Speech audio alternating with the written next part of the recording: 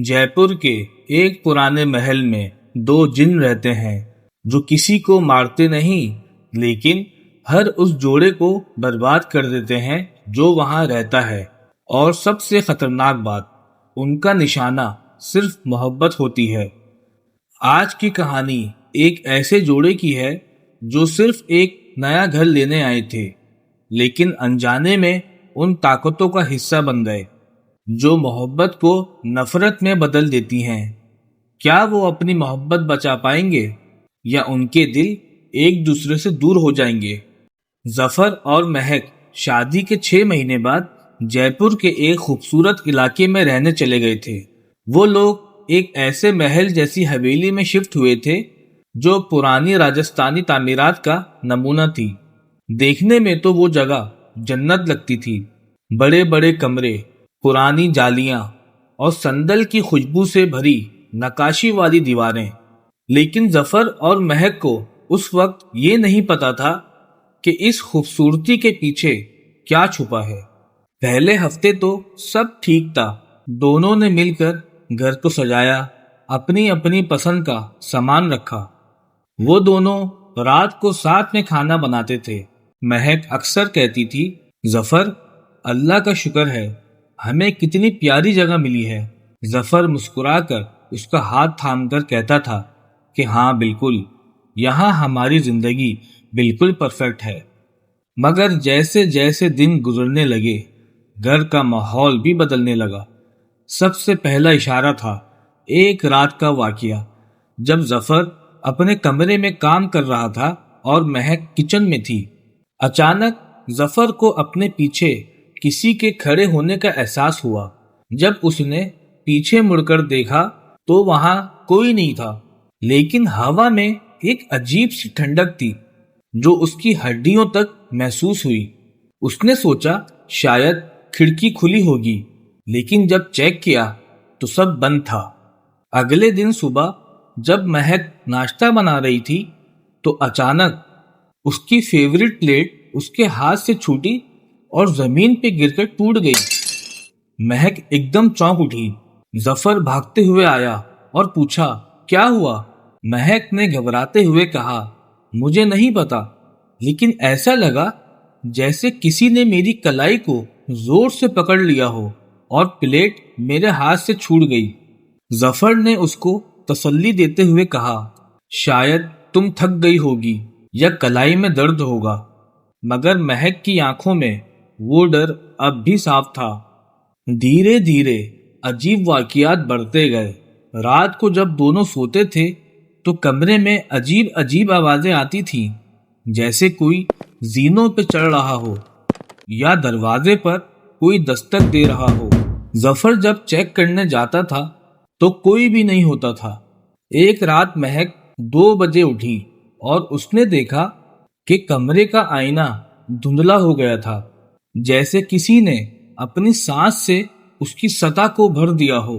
اور پھر اچانک آئینے کی سطح پر ایک تصویر ابھرتی ہوئی دکھائی دی، ایک عورت کا چہرہ جو تکلیف میں تھا۔ مہک نے چیختے ہوئے ظفر کو اٹھایا، اور جب تک ظفر آیا وہ چہرہ غائب ہو چکا تھا۔ اب آئینے پر صرف لکیریں رہ گئی تھیں، جیسے کسی نے انگلیاں پھیری ہوں۔ ان واقعات کے بعد سے ظفر اور مہک کے بیچ انبن شروع ہوئی۔ پہلے تو چھوٹی چھوٹی باتیں تھیں۔ ظفر کو لگتا تھا کہ مہک کھانے میں لاپرواہی کر رہی ہے، اور مہک کو لگتا تھا کہ ظفر اسے وقت نہیں دے رہا۔ مگر پھر یہ بات اتنی بڑھ گئی کہ دونوں ہر وقت لڑتے رہتے تھے۔ عجیب بات یہ تھی کہ دونوں کو خود بھی سمجھ نہیں آ رہا تھا کہ یہ نفرت اچانک کہاں سے آ رہی ہے۔ ایک شام مہک اپنے روم میں بیٹھ کر رو رہی تھی۔ اسے لگنے لگا تھا کہ ظفر اب اس سے پیار نہیں کرتا، جبکہ ظفر کو لگنے لگا تھا کہ مہک اسے برا سمجھتی ہے۔ دونوں کے دل میں ایسی باتیں آ رہی تھیں جو انہوں نے کبھی سوچی بھی نہیں تھی۔ اصلی ڈراؤنی بات تب ہوئی جب ایک رات ظفر نے اپنے کمرے کی کھڑکی سے باہر دیکھا تو باہر 2 سائے کھڑے تھے، ایک مرد اور ایک عورت کے۔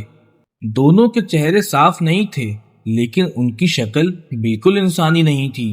وہ دونوں ظفر کی طرف دیکھتے ہوئے مسکرا رہے تھے، اور ان کی مسکان میں ایسی شرارت تھی جیسے انہوں نے کوئی بڑی کامیابی حاصل کر لی ہو۔ ظفر کا دل زوروں سے دھڑکنے لگا اور اس نے فوراً کھڑکی بند کر دی۔ اگلی صبح ظفر نے مہک کو سب بتایا، لیکن مہک نے اس کی بات پہ یقین نہیں کیا۔ اس نے غصے میں کہا کہ تم مجھے پاگل سمجھتے ہو کیا؟ تمہیں اب سائے دکھنے لگے ہیں، شاید تمہیں ڈاکٹر کی ضرورت ہے۔ یہ سن کر ظفر کو بہت برا لگا اور وہ بھی غصے میں باہر نکل گیا۔ حالات اتنے بگڑ گئے کہ دونوں نے الگ الگ کمروں میں رہنا شروع کر دیا۔ ایک رات مہک اپنے کمرے میں اکیلی تھی تو اچانک اس کے بستر کے پاس کوئی کھڑا ہوا محسوس ہوا۔ مہک نے دیکھا کہ سامنے ایک عورت کھڑی تھی جس کی آنکھیں بالکل سفید تھیں، جیسے کوئی روح ہو۔ وہ عورت مہک کے قریب آئی اور اس کے کان میں دھیرے سے بولی، یہ گھر تمہارا نہیں ہے، تم یہاں سے چلی جاؤ۔ مہک اتنی زور سے چیخی کہ اس کی چیخ پورے گھر میں گونج گئی۔ ظفر بھاگتا ہوا آیا، لیکن جب تک وہ پہنچا وہ عورت غائب ہو چکی تھی اور مہک کانپ رہی تھی۔ اس نے فوراً ظفر کو کہا کہ ہم یہاں نہیں رہ سکتے، یہاں کچھ بہت غلط ہے۔ اگلی صبح دونوں نے فیصلہ کیا کہ وہ کسی بزرگ سے مدد مانگیں گے۔ ان کے ایک پڑوسی نے انہیں ایک صوفی بزرگ کا پتہ دیا۔ ظفر اور مہک ان کے پاس گئے اور انہیں ساری باتیں بتائیں۔ وہ بزرگ گہری سانس لیتے ہوئے بولے، بیٹا تمہارا گھر وہ جگہ ہے جہاں ایک بہت پرانی روحانیت ہے۔ وہ دو جن ہیں جو وہاں برسوں سے رہتے ہیں۔ ان کا کام ہے لوگوں کے بیچ محبت کو ختم کرنا اور انہیں ایک دوسرے سے دور کروا دینا۔ تمہارے گھر آنے سے انہوں نے تمہارے دلوں میں زہر گھول دیا ہے۔ مہک نے روتے ہوئے کہا، مگر ہم کیا کریں اب؟ ہماری محبت شاید ختم ہو رہی ہے اور ہم خود کو سنبھال نہیں پا رہے۔ اس بزرگ نے کہا کہ تمہیں ایک کام کرنا ہوگا، آج کی رات تہجد کی نماز پڑھنا، پھر گھر کے ہر کونے میں آیت الکرسی کی تلاوت کرنا، اور وہ تلاوت اتنی زور سے کرنی ہے کہ پورے گھر میں آواز گونجے۔ تمہیں اپنے دل سے دعا کرنی ہوگی اور اللہ سے مدد مانگنی ہوگی۔ یہ جن نفرت سے پیدا ہوتے ہیں اور محبت اور ایمان سے کمزور ہو جاتے ہیں۔ بزرگ نے انہیں کچھ خاص وظائف بھی دیے اور سمجھایا کہ کمزوری مت دکھانا۔ جب یہ جن تمہیں ڈرانے کی کوشش کریں تو تم اپنا یقین مضبوط رکھنا اور انہیں حکم دینا کہ وہ یہاں سے چلے جائیں۔ اس رات ظفر اور مہک نے وہی کیا جو ان بزرگ نے کہا تھا۔ دونوں نے مل کر تہجد پڑھی اور پھر گھر کے ہر کمرے میں آیت الکرسی پڑھی۔ جیسے ہی انہوں نے پڑھنا شروع کیا تو گھر میں طوفان جیسا منظر بن گیا۔ دروازے خود بخود بند ہونے لگے، ہوا زور سے چلنے لگی، لائٹس آن آف ہونے لگیں اور دیواریں ہلنے لگیں جیسے زلزلہ آ گیا ہو۔ مہک بہت ڈر رہی تھی، لیکن ظفر نے اس کا ہاتھ مضبوطی سے تھاما اور کہا، گھبراؤ مت، ہم دونوں ساتھ ہیں۔ دونوں نے اپنی تلاوت جاری رکھی۔ اچانک ان کے سامنے وہ دونوں جن ظاہر ہوئے۔ ان کے چہرے اب صاف تھے اور ان میں غصہ اور تکلیف دونوں دکھائی دے رہی تھی اور وہ چلا رہے تھے۔ ظفر نے ہمت کر کے کہا، یہ گھر ہمارا ہے، ہم تمہیں حکم دیتے ہیں کہ تم یہاں سے چلے جاؤ۔ مہک نے اب آیت الکرسی کو زیادہ زور سے پڑھنا شروع کیا۔ جن کی آوازیں دھیرے دھیرے کمزور ہوتی گئیں۔ ان کے چہروں پر درد اور بے بسی دکھائی دینے لگی اور آخر کار ایک تیز روشنی چمکی اور پھر سب خاموش ہو گیا۔ دروازے ہلنے بند ہو گئے، ہوا تھم گئی اور گھر میں ایک سکون چھا گیا جیسے برسوں بعد چین آیا ہو۔ اگلی صبح جب ظفر اور مہک اٹھے تو انہیں ایسا لگا جیسے وہ ایک لمبی نیند سے جاگے ہیں۔ دونوں کے دلوں میں اب وہ نفرت نہیں تھی۔ انہیں اپنی لڑائیاں یاد آ رہی تھیں، لیکن اب انہیں احساس ہوا کہ وہ سب ان کے بس میں نہیں تھا۔ وہ عجیب طاقتوں کا اثر تھا۔ مہک نے ظفر کا ہاتھ پکڑا اور کہا، مجھے معاف کر دینا، مجھے نہیں پتا تھا کہ میں تم سے ایسے پیش آ رہی تھی۔